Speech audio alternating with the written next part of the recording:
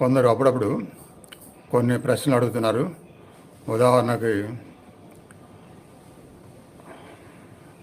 ఆరా clean అవ్వాలంటే ఏం చేయాలి గురువుగారు అని చెప్పి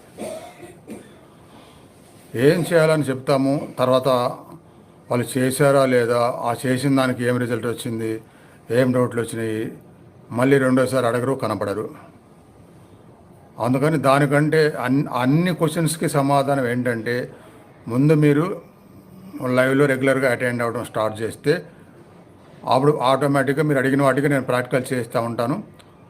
అందువల్ల మీరు అడిగిన రిజల్ట్ వస్తూ ఉంటుంది.